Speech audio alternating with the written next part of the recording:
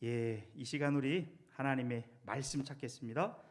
하나님의 말씀은 요한복음 11장. 원래는 이 요한복음 11장 1절부터 44절도가 되는데 시간 관계상 우리 1절에서 7절 정도까지만 읽도록 그렇게 할게요. 제가 가진 신약 성경 165쪽입니다. 이 시간 우리 각자 있는 자리에서 큰 소리로 하나님 말씀 우리 한번 읽어보도록 하겠습니다. 어떤 병자가 있으니 이는 마리아와 그 자매 마르다의 마을 베다니에 사는 나사로라. 이 마리아는 향유를 주께 붓고 머리털로 주의 발을 닦던 자요, 병든 나사로는 그의 오라버니더라. 이에 그 누이들이 예수께 사람을 보내어 이르되 주여 보시옵소서, 사랑하시는 자가 병들었나이다 하니 예수께서 들으시고 이르시되 이 병은 죽을 병이 아니라 하나님의 영광을 위함이요 하나님의 아들이 이로 말미암아 영광을 받게 하려 함이라 하시더라.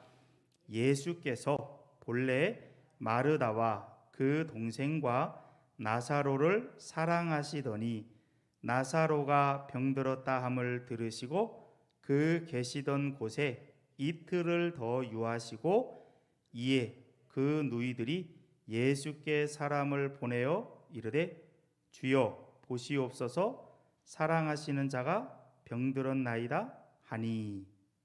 아멘. 혹시 본문이 좀 이상해요?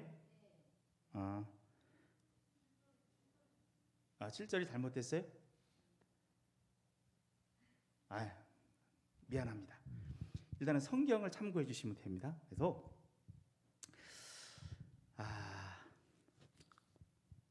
그 다음 한번 PPT 한번 볼까요? 우리 선생님들과 친구들 가운데 지금까지 삶을 살아오면서 가장 슬펐던 적이 언제예요? 머릿속으로 한번 생각해 보기를 원합니다. 가장 슬펐을 때. 우리 대연이한테도 가장 슬펐던 적이 있어요? 지금 딱 생각했을 때 그 장면이 딱 떠오르는 거 있어요? 은서는? 우리 윤서 있어요? 지금까지 살아오면서 가장 슬펐을 텐데. 네, 같이 한번 얘기 더 나눠보면 좋을 것 같은데 한번 생각해 봅시다. 가장 슬펐던 데가 언제 있었나? 지금 여기 우리 PPT에 나오는 한 어떤 여인인데 지금 전화 통화하는 내용이에요. 근데 충격적인 소식을 들었나 봐요. 그 자리에서 눈물이 쭉 나는 거예요. 입을 막고 신음을 하는 거예요. 저도 이 말씀 앞에 생각해 보면서 그 다음 PPT입니다. 내 자신에게 있어서도 가장 슬펐던 때가 언제인가라는 생각을 해보면서 가까운 친인척 가운데 한 분이 떠올랐어요. 이 할머니하고 꼬마가 나와요. 옛날에 한 영화의 한 장면인데 내가 알고 있는 어떤 우리 가까운 인척 가운데 할머니가 어려서 키워졌어요. 근데 할머니에 대한 정이 굉장히 깊어요. 근데 그 할머니가 연세가 있으시니까, 사람은 아담과 하와의 범죄 이후에 죄가 들어오고 결국 모든 사람은 죄 때문에 죽음을 맞이하잖아요. 그런데 이 할머니도 연세가 있고 하니까 자연스럽게 죽음의 자리를 갈 수밖에 없잖아요. 그런데 이 손주가 할머니를 너무 사랑했어. 큰 사랑을 받았고 장남이고 장손이니까. 그러면서 하나님 앞에 기도도 했어요. 하나님, 제발 우리 할머니 좀 살려주세요. 진짜 간절하게 매달렸던 것 같아, 그 어린 심령이. 근데 할머니는 살아났을까요? 돌아가셨을까요? 결국은 돌아가신 거예요. 근데 그때 충격이 얼마나 컸는지 아직까지 신앙을 온전하게 회복하지는 못했어요. 사람이 큰 슬픔을 만나고 큰 충격을 만나면 삶에 있어서 전환이 오기도 하거든요. 우리 사랑하는 친구들, 선생님들도 아마 삶을 살아가면서 아마 슬픈 날을 경험할 때도 있을 거예요. 충격적인 날을 경험할 때도 있을 거예요. 그때 하나님의 은혜 가운데 잘 이겨나가기를 소망하면서 기도로 응원하겠습니다. 그 다음 PPT예요. 저에게 있어서 가장 슬펐던 때는 언제일까? 우리 친구들 이런 장례식 본 적 있나요? 요즘은 우리가 이제 돌아가시고 하면 장례식장에 가잖아요. 장례식장에 가서 이제 장례 절차가 끝나면은 그 관을 차로 실어서 이동을 화장장으로 가든지 이동하잖아요. 옛날에는 이렇게 상여라는 게 있어요. 상여라는 게 있어서 사람이 죽으면 이런 꽃가마를 태워줘요. 꽃가마. 평소에는 꽃가마 못 타거든요. 임금님이나 꽃가마 타는 거지. 그런데 죽었을 때 꽃가마를 태워요. 저도 이제 이런 장례식을 체험을 했죠. 어렸을 때는.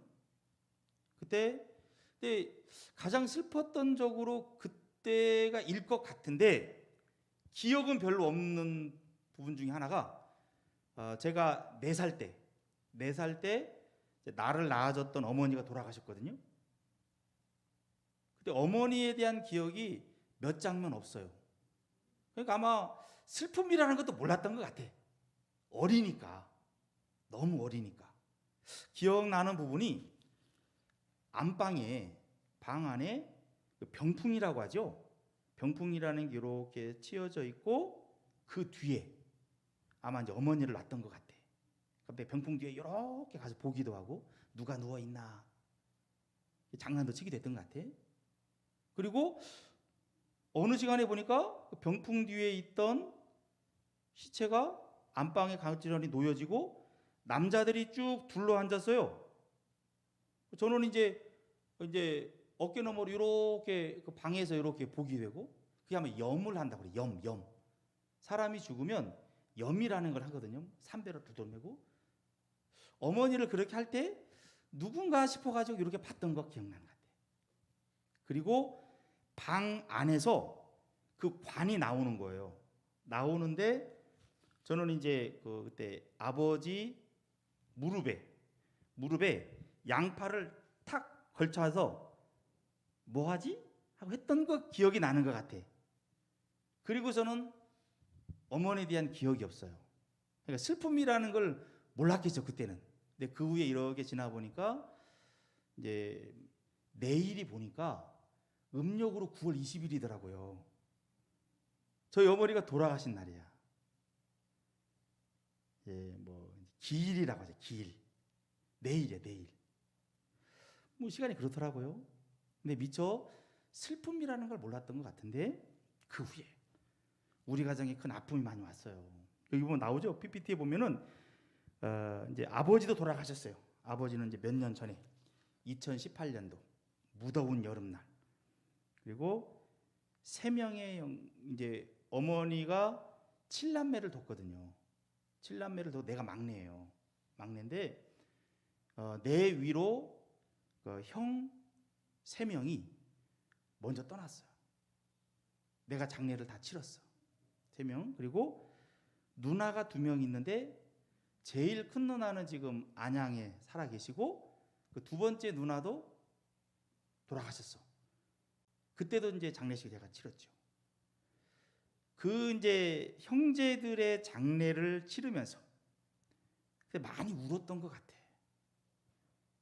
막 펑펑 눈물을 흘리면서 절규하면서 그랬던 부분들이 한편에는 나에게서 지금까지 이 말씀을 준비하면서 가장 슬펐던 때가 언제였을까 생각해 보니까 그런 시간들이 쭉 서나오더라고요. 우리 친구들과 선생님들은 그런 아픔에 없었으면 좋겠다라는 생각을 한편에 하게 되는데 참 가슴 아픈 그런 과거사가 좀 있습니다. 자, 그 다음 화면 볼까요? 성경에 보면 또 한편에 큰 가족사의 아픔을 느낀 사람이 있어. 누굴 것 같아요? 구약 성경에 나오는데 나오미라고. 나오미, 룻기라고 하는 성경이 있어요. 사사기, 룻기, 사무엘, 상하. 그쪽에도 보면 오늘은 이 부분을 살짝 넘어갈 텐데 그 나오미라고 하는 여인이 거의 한 10년 사이에 남편도 잃고 아들이 2명이 있었는데 그 아들 2명도 결혼을 하거든요. 그런데 아들도 죽어. 남편도 죽고 아들도 죽고 너무 괴로웠어요. 옛날에는 지금하고 달라요. 남편이 없으면, 아들이 없으면 살아가기가 힘들어요. 여자들이 막 일을 할 수 있는 그런 시대가 아니거든요. 그러니까 원래는 나옴이라는 이름이 기쁨이라는 뜻이에요. 즐거움이라는 뜻이에요. 희락이라는 뜻이에요. 조이스, 조이. 그런데 내 이름을 나옴이라고 하지 마라. 마라는요, 새드, 슬픈 거예요. 쓰다, 그런 의미가 담겨져 있어요. 비터. 그만큼 인생에 슬픔과 괴로움이 있는 거죠. 자, 이런 부분들 한편에 염두에 두면서 그 다음 PPT입니다. 오늘 이분들도 만만치 않은 슬픔 가운데 지금 있어요. 나사로, 마르다, 마리아. 때 나사로가 이제 아마 오빠겠죠. 제일 큰 오빠겠죠. 죽었어. 부모님이 안 계신 것 같아. 이 3남매만 서로 의지하면서 살아갔던 거예요. 그런데 나사로가 죽음을 맞이한 거예요. 예수님이 이 땅에서 몇 년 동안 사셨어요? 그죠? 33년. 30년은 사생이라고 불러요. 일반적인 사람처럼. 그러나 3년은 공생이라고 그래서 이제 하나님의 아들로서, 하나님으로서 메시아라고 하죠. 메시아, 기름 부음 받은 자로서 역사를 감당을 했거든요. 그때 예수님께서 이 땅에 살아가는 주변에 많은 알고 있는 사람들이 있지 않았겠어요? 팔레스타인 땅에서. 그때 친하게 지냈던 사람 가운데 한 사람이 누구냐면 이 가족이에요. 나사로, 마르다, 마리아. 예수님이 자주 방문하면서 서로 친근하게 지냈던 관계예요. 자, 그러니 이 아픔을 당한 그 가정에 대해서 예수님이 어떻게 접근해 가는가, 이걸 통해서 오고 오는 사람들에게 무슨 메시지를 들려주는가. 이 표적이잖아요. 표적은 의미가 담겨져 있는 기적이거든요. 어떤 표적이 담겨져 있을까? 염두에 두면서 그 다음 PPT로 갑시다. 이분들이 살고 있는 지역이 어디라고 나와요? 오늘 말씀해 보니까 베다니라고 나와요. 베다니, 벳박의 예루살렘으로 쭉 이어지는 코스인데, 베다니는 예루살렘에서 한 3km 정도 떨어진 그곳이에요. 그곳에서 나사로가 죽은 거예요. 예수님과 아주 친했던 가정. 그런데 이때가 언제냐면 6월절. 예수님께서 십자가에 달릴 때가 언제예요? 6월절이거든요. 큰 명절이에요. 그 6월절을 앞두고 베단이라고 하는 마을에서 사랑하는 나사로가 죽었어요. 그 다음 PPT 볼까요? 아까 우리 마리아에 대해서 이야기하면서 나사로의 뭐 동생이 될 수가 있겠죠. 근데 이 마리아가 어떤 일을 했냐면 예수님에게 향유를 부었다고 그래요. 아주 비싼 거예요. 인도산 아마 나드 향유일 거예요. 굉장히 비싼 건데 원래 여인들이 그런 향유를 가지고 결혼하기 전까지 모으기도 하면서 그걸 결혼 지참금이 되기도 하고 아주 귀중한 거거든요. 근데 이 부분을 깨트려서 예수님의 머리에 붓고 머리털로 예수님의 발을 닦던 자다, 그 표현이 나와요. 예수님을 기름 부음 받은 자라고 하거든요. 기름 부음 받은 자를 히브리어로 뭐라고 하냐면 메시아흐라고 해요. 메시아흐. 메시아가 그 말이에요. 기름 부었다라는 말이에요. 옛날에 기름 부음 받은 사람이 세 가지 직분이 있어요. 누굴까요? 왕이나 제사장이나 선지자. 기름을 붓거든요. 근데 예수님을 우리가 메시아라고 부르거든요.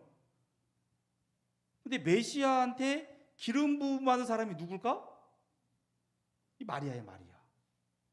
제사장들도 예수님을 알아보지 못했어요. 원래는 제사장들이, 대제사장이 예수님에게 원래는 기름을 이렇게 부어야 되는데 대제사장도 예수님이 누군지 몰랐어. 무시했어요. 그런데 이 마리아라고 하는 여인은 예수님의 머리에 그 향유, 기름을 부었어. 그래서 예수님이 메시아 되게 하는데 역할했던 사람이에요. 굉장하죠. 마리아도 거기까지는 몰랐을 거야. 마리아가 기름을 부었기 때문에 예수님이 메시아가 될 수 있는 한편에 그 칭호를 들을 수 있는 거예요. 그러한 일들을 이 가정과 함께 엮여서 풀어갔거든요. 예수님의 마음속에도 나사로, 마리아, 마르다는 사랑하는 사람들이었어요. 이런 관계가 있는데, 자, 그 다음 화면입니다. 나사로가 병이 걸렸어요. 근데 이 병이 죽을 병이에요. 죽을 병. 너무 힘들어요.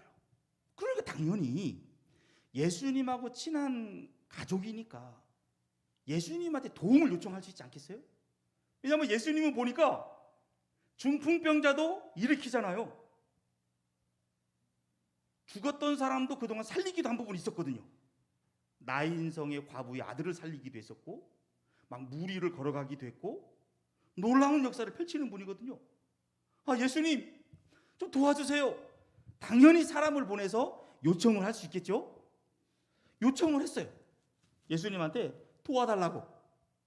어찌 보면 우리 입장에서는 기도한 거죠. 예수님, 사랑하는 우리 나사로가 병들었어요. 와서 좀 돌봐주세요. 어떻게 좀 해주세요. 이런 마음으로 사람을 예수님한테 보냈거든요. 그러면 예수님이 바로 가는 게 맞아요? 아니면은 알았어, 조금 그렇게 하는 게 맞을까요? 아마 친근한 관계라면 도움 요청하면 그래? 아, 그렇구나. 내가 바로 갈게. 원래 이렇게 해야 되는 거 아니겠어요? 근데 예수님께서 이 병은 죽을 병이 아니다. 하나님의 영광을 위함이다. 이런 얘기를 하면서 바로 가지를 않아요. 이틀을 더 머물렀다고 이야기해요. 그러는 사이에 그 다음 PPT입니다. 나사로가 죽었어요. 와, 큰 슬픔이에요. 슬픔을 넘어서서 한편에는 마르다와 마리아 입장에서는 예수님에 대해서 굉장히 서운했을 것 같아요. 여러분이라면 그러지 않겠어요? 그동안 친하게 지냈는데, 아니 그 도움을 요청했을 때 어떻게 좀 와서 좀 어떻게 뭐 위로해 주든지 그렇게 해줘야 되는데 오지도 않고 결국 죽음을 맞이했어요. 그러니 얼마나 서운한 마음이 있었겠어요. 굉장히 서운했죠. 결국 나중에 보니까 예수님이 이 나사로한테 가긴 가요. 가긴 가는데 나흘 만에 도착했다고 성경이 이야기해요. 나흘이면 4일이에요. 예수님이 또 왜 나흘 만에 갔을까? 이건 또 무슨 의미가 있나? 그 다음 PPT 봅시다. 결국 이제 나사로는 죽었어요. 죽으면 어떡합니까?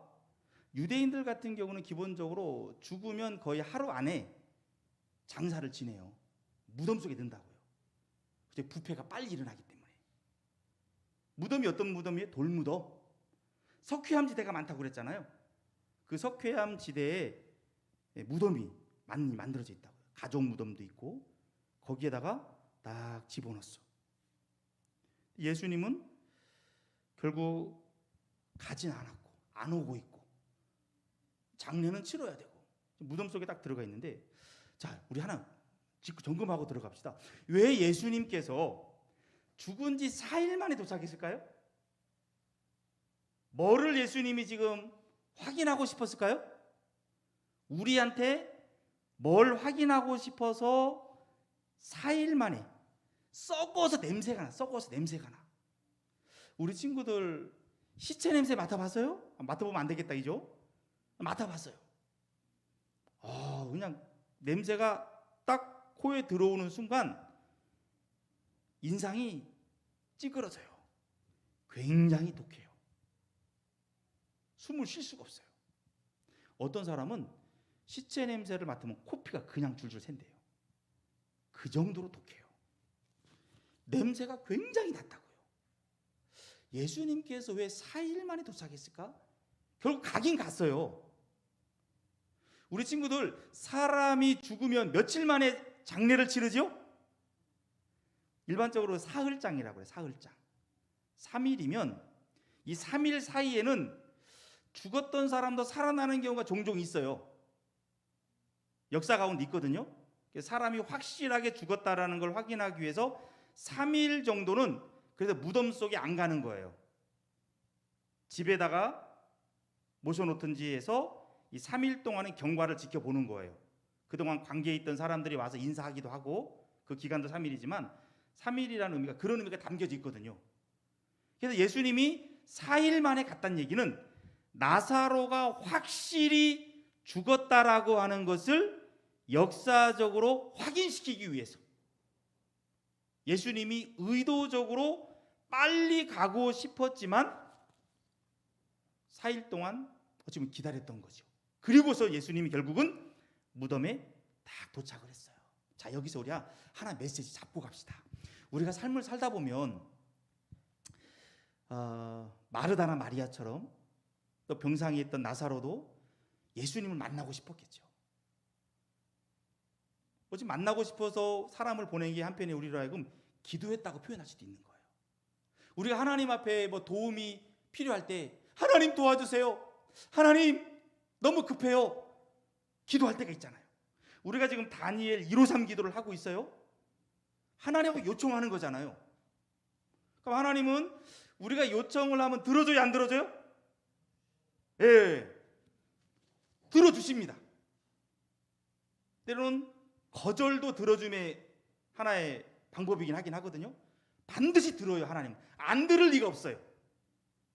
그런데 우리 생각에는 내가 원하는 대로 들어줬으면 좋겠어. 솔직히 기도할 때 그런 마음 있지 않아요? 내가 원하는 대로 들어달라고 하기 위해서 우리가 더 간절히 기도하잖아요. 우리의 기본적인 마음이에요. 자, 그런데 때로는 하나님이 우리가 요구했던 대로 들어줄 수도 있지만 우리가 요구했던 것을 수정해서 들어주기도 하고 아예 거절하기도 해요. 왜 그럴까? 확실한 것은 뭐냐면 우리 예수님은, 우리 하나님은 참 좋은 분이에요. 거절하는 것도 때로는 우리에게 필요하기 때문에 거절하는 거예요. 우리 그런 얘기 많이 들잖아요. 어떤 어린아이가 뭐 반짝반짝하는 칼이 좋아요. 뭐 가지고 놀고 싶어도 엄마 달라고 그래요. 부모가 주면 돼요, 안 돼요? 안 되죠. 위험하잖아요. 거절하는 것도 그런 의미가 담겨져 있는 거예요. 우리는 IQ가 높지가 않아. 근데 하나님은 전체를 보잖아요. 그래서 훗날 보면 거절한 것도 그런 은혜가 있구나. 자, 우리 그 다음 PPT 볼까요? 이 사람이 누굴 것 같아요? 보이나요? 술 맡은 관원장도 언급이 나오네요. 요셉. 구약 성경의 요셉이에요. 요셉이 어느 날 감옥 안에 술 맡은 관원장, 떡 맡은 관원장, 애구방의 바로를 섬기는 높은 사람들이 들어왔잖아요. 그 두 사람이 꿈을 꿨어, 동시에. 꿈 내용을 요셉이 풀어주거든요. 근데 요셉이 풀어준 대로 떡 맡은 관원장은 죽어요. 근데 술 맡은 관원장은 다시 그 자리로 돌아가거든요. 그때 요셉이 그랬다고요. 당신이 다시 그 자리에 올라가면 나 여기 감옥에 들어올 사람이 아닙니다. 나 진짜 억울합니다. 나 좀 여기서 나갈 수 있게 좀 도와주세요. 요청을 했단 말이에요. 근데 술 맡은 간원장이 그 얘기를 들었어요, 안 들었어요? 까맣게 잊어먹었어요. 왜 그랬을까? 그 기간이 얼마인 줄 알아요? 2년. 2년이에요. 야, 요셉 입장에서 얼마나 서운했을까요? 때로는 술 맡은 관원장이 원망스럽기도 하지만 요셉도 하나님 앞에 기도하지 않았겠어요? 그러니까 일이 잘 안 되면 때로는 사람들은 하나님을 원망할 수도 있거든요. 왜? 하나님 얼마든지 잘 도와줄 수도 있잖아요. 근데 하나님이 어찌 보면 의도적으로 술 맡은 관원장이 2년 동안 전혀 손을 못 쓰게 막았다고 볼 수도 있어요. 근데 왜 그랬을까? 왜 그랬을까? 이걸 생각해 봐야 돼요. 근데 요셉이 그때는 몰랐어요. 나중에 보니까 이 2년의 시간이 어떤 시간이었냐면, 지금 요셉이 어디에 있어요? 이집트, 애굽에 있잖아요. 그 2년의 시간이 이집트가 굉장히 혼란스러울 때예요. 정변이 일어나 정치적으로 격동이 있는 거예요. 반란이 일어났던 시점이에요. 그때 가장 안전했던 지역이 어딘 줄 알아요?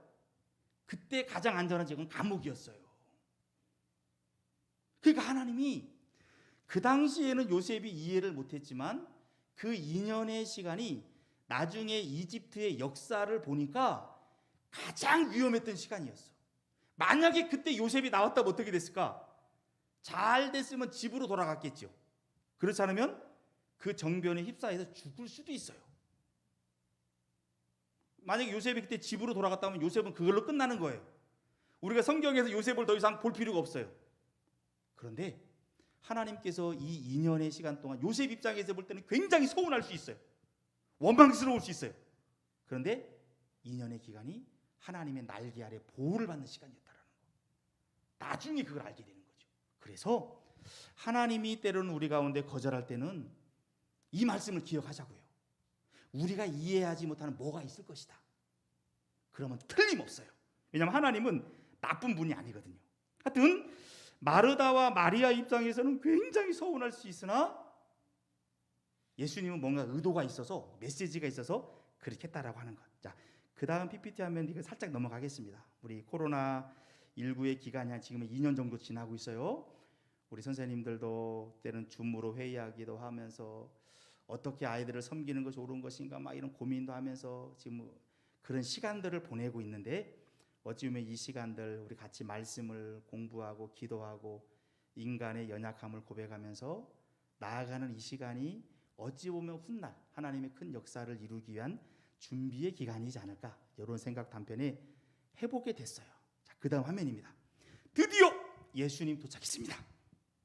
도착한 다음에 사람들로 하여금 돌을 옮겨 놓으라, 그 얘기가 나오는 거예요. 중간에 이야기는 생략을 할게요. 나중에 말씀 읽어보세요. 무덤가에 딱 가서 돌을 옮겨 놓으라. 왜냐면 이미 나사로가 죽은 게 확실하니까 무덤 속에 집어넣은 다음에 어쩌면 냄새를 차단하기 위해서라도 돌문을 막아야 되는 거죠. 문을 딱 막아놨어. 그런데 예수님께서 돌을 옮겨라, 그 얘기가 딱 나오는 거예요. 왜 그럴까?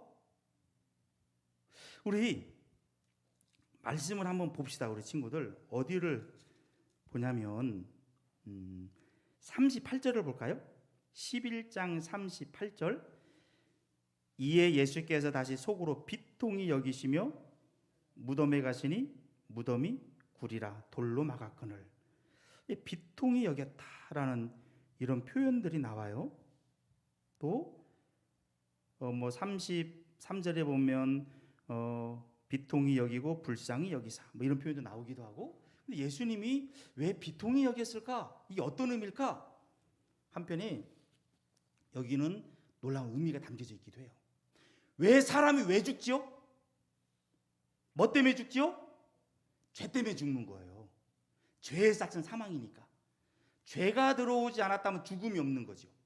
부패가 없는 거죠. 근데 이 죄 때문에 사랑하는 나사로가 죽었다. 죄 때문에 하나님의 아름다운 형상으로 지음받은 사람이 죽었다. 그 죄에 대한 분노예요.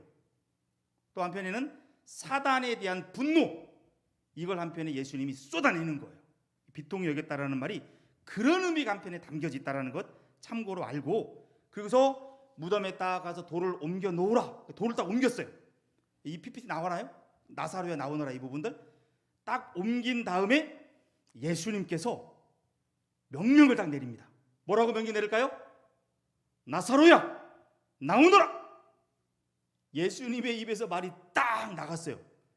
어떤 일이 벌어졌을까요? 그 다음 PPT입니다. 무덤에 넣을 때는 배로 싸서 넣었거든요. 그 상태로 나오는 거야.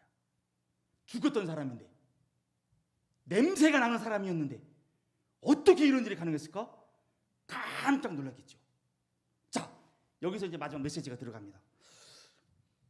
예수님께서 사흘 만에 도착한 데는 지금 이 메시지를 주고 싶었던 거예요.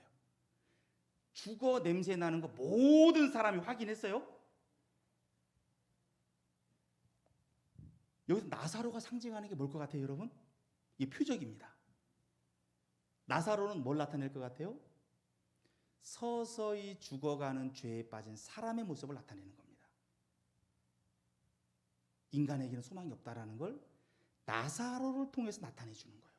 인간은 어쩔 수 없이 죽을 수밖에 없는 존재라고 하는 부분을 이 나사로의 적인 부분들을 통해서 한편에 나타내 주는 것이거든요. 자, 예수님이 이 무덤에 가면서 예수님이 그 나사로를 보고 잔다고 표현했어요. 잔다라는 의미는 어떤 의미가 담겨져 있을까요? 잔다는 얘기는 다시 깨운다는 의미가 담겨져 있어요. 즉, 나 죽었던 나사로를 예수님이 다시 살린다는 의미가 담겨져 있어요. 그래서 예수님께서 나사로가 나오는 이 부분을 통해서 결국 예수님이 누구라는 걸 나타내 주는 거예요. 죄에 빠져서 결국 죽을 수밖에 없는 그들을 살려내기 위해서 예수님이 오셨다라고 하는 걸 나타내 주는 겁니다. 나사로를 이렇게 살림을 통해서 세상은 죄로 인해서 썩어서 냄새나는 곳이에요. 앞으로 우리 친구들이 이제 학년이 올라가고 나이가 들어서 사회 속으로 한번 들어가 보세요. 썩어서 부패나는 곳이 널려져 있습니다. 이게 세상이라는 것이에요. 그런 세상 속에서 나사로의 살림을 통해서 한편에 하나님의 백성들이 어떤 역할을 해야 되는지도 한편에 알려주는 부분이 담겨져 있는 거예요. 유명한 메시지를 말씀을 합니다. 우리 PPT, 그 다음 PPT 나오나요? 나는 부활이요 생명이니. 이 말씀 한번 읽어보면서 마무리 들어갑시다. 한참 읽어봅시다. 시작. 나는 부활이요 생명이니 나를 믿는 자는 죽어도 살겠고 무릇 살아서 나를 믿는 자는 영원히 죽지 아니하리라. 아멘. 이것이 왜 표적이 되냐? 썩어 냄새나는 나사로를 살림을 통해서 예수님이 누구냐라는 걸 나타내 주는 거예요. 예수님은 바로 부활이요 생명이라. 예수님은 살리는 분이라는 거예요. 죄로 죽은 이 문제를 해결하는 분이라는 거예요. 예수님은 생명이라는 거예요. 썩는 것을 향기 나는 것으로 바꾸는 분이라는 거예요. 절망적인 상태에 있는 사람을 예수님이 살림을 통해서 새로운 세계를 가게 하는 분이라는 거예요. 예수님이 그런 분이라고 하는 것. 요 나사로를 살림을 통해 나타내 주는데, 여기서 보면 무릇 살아서 나를 믿는 자는 영원히 죽지 않는다? 이 말이 무슨 말일까? 여러분, 예수님 믿는 사람 죽어요, 안 죽어요? 죽잖아요. 근데 이게 무슨 말이지? 한편에 이 말은 아담과 하와의 범죄 이후에 모든 사람은 영적으로 다 죽었어요. 그 다음 PPT입니다. 우리 친구들이 가끔 이 화면 보여줬죠? 뿌리 뽑힌 나무. 이건 영적으로 죽은 상태를 나타내요. 아담의 범죄 이후에 모든 사람이 이 상태예요. 결국 서서히 죽어가는 거거든요. 몸도. 그런데 살아있는 상태에서, 우리 지금 이렇게 육체의 생명이 살아있는 상태에서 예수님을 영접하게 되면, 예수님을 믿게 되면 우리의 영이 살아나는 거예요. 그런 사람은 영원히 죽지 않는다. 그걸 나타내 주는 거예요. 우리의 육체는 죄로 인해 죽을 수밖에 없긴 해요. 그러나 죽었던 영이 살아난다는 얘기예요. 그 살아있는 생명으로 우리는 예수님과 함께 삶을 살아간다. 그것이 바로 영원히 산다는 의미가 담겨져 있는 겁니다. 자, 우리 아까 그 마지막 화면 가운데 왼쪽에 있는 것이 뿌리가 뽑힌 나무고 오른쪽에 있는 게 어떤 나무인 줄 알아요? 백향목. 백향목은 어디에 사냐면 오늘날에는 백향목이 거의 사라졌어요. 거의 2000m 저 아래 작은 사진에 보면 저기 눈이 보이거든요. 고산지대에 사는 거예요. 뿌리를 굉장히 깊이 내려요. 냄새, 나무에서 향기가 나. 굉장한 생명력이거든요. 어떤 건 1000년, 2000년도 산대요. 위로 쭉쭉. 이런 생명. 예수님을 통해서 예수님과 함께하는 사람에게는 이것보다 훨씬 더 강한 생명이 우리 안에 있다라고 하는 거예요. 부활하신 예수님을 통해서. 우리 선생님 반주 좀 부탁드릴까요? 자, 우리 예수님께서 썩어 냄새 나는 나사로를 살림을 통해서 예수님이 누구냐? 이 시간 우리가 예배하는 예수님이 누구냐? 이분이 바로 부활이요 생명이신 분이라는 것. 가장 슬픔 가운데 있던 그들을 위로하고 세우는 분이라고 하는 것. 그 예수님이 우리 선생님들과 또 우리 친구들에게 나의 주 나의 하나님으로 고백이 되어지면서 이제는 그 부활의 생명을 가지고 백향목보다도 훨씬 뿌리를 깊이 내리면서 하나님의 영광을 위해 살아가고 많은 사람들에게 그늘을 제공해 줄 수 있고 많은 사람들에게 먹을 것을 제공해 줄 수 있는 예수님을 담아내는 우리 선생님들과 친구들이 되기를 축복합니다. 또 그런 마음을 담아서 이 시간 우리 3가지 정도 기도 제목 실어놨어요. 부활이요 생명이신 예수님을 나의 삶 속에 경험하는 신앙이 되도록 인도해 주세요. 나의 주변에 예수님이 필요한 사람은 없는지 그들을 예수님께 인도할 수 있는 선한 마음을 더해 주세요. 또 다니엘 153 기도, 또 우리 중3과 고3들을 위해서 함께 이 시간 속으로 기도해 줬습니다. 한 1분 정도만 우리 하나님 앞에 우리 기도하며 나가겠습니다. 참 좋으신 하나님, 오늘 요한복음 11장을 통해서 썩어 냄새나는 이미 죽은 나사로, 그를 예수님이 살리는 부분을 통해서 우리 가운데 주신 메시지, 나사로처럼 우리 모든 사람은 결국 서서히 죽어갑니다. 썩어 냄새날 수밖에 없습니다. 죄로 인해서 이 세상은 부패가 왔습니다. 그런데 우리 예수님께서 이러한 나사로를 살림을 통해서 예수님이 누구냐? 부활의 예수님이라는 겁니다. 생명을 주시는 예수님이라는 겁니다. 예수님은 썩어 냄새나는 것을 향기로 바꾸시는 유일하신 분이라는 겁니다. 이 예수님이 나의 주 나의 하나님으로 우리 선생님들에게, 우리 아이들에게 선명하게 믿어질 수 있도록 믿음의 복을 더하여 주시길 원합니다. 이 예수님을 믿고 부활의 생명을 나의 삶 가운데 현재적으로 경험할 수 있도록 인도해 주세요. 의무적으로 예배드리는 것이 아니라, 누가 시켜서 예배 자리에 서는 것이 아니라, 우리 주 예수 그리스도가 생명을 주셨기 때문에, 그분만이 우리의 구원자가 되기 때문에 그 하나님을 예배하노라, 이런 마음으로 나아가는 우리 중고등부가 되어줄 수 있도록 은혜와 자비를 베풀어 주시기 원합니다. 153 기도를 통해서 살아계신 하나님을 더 많이 경험할 수 있도록 인도해 주시고, 우리 중3들과 고3들의 진로 가운데도 함께해 주세요. 인생의 중요한 시점을 지냅니다. 하나님 앞에 매달릴 줄 아는 우리 모두가 되어줄 수 있도록 인도해 주시기를 원합니다. 또한 우리 주변에 예수님의 생명이 필요한 이들, 모든 사람에게는 사실상 예수님의 생명이 필요합니다. 그러나 예수님을 맞이할 수 있는 것조차도 하나님의 은혜가 있어야 가능합니다. 우리 중고등부 친구 선생님들, 코로나19로 주변이 만만치 않지만 우리 주변의 친구들에게, 친척들에게 부활이요 생명이신 예수님을 만나야 된다라고 하는 이 간절한 마음을 품고 다른 사람들에게 예수님을 전할 수 있도록 복의 통로로 사용해 주시기를 원합니다. 참 좋으신 하나님 감사합니다.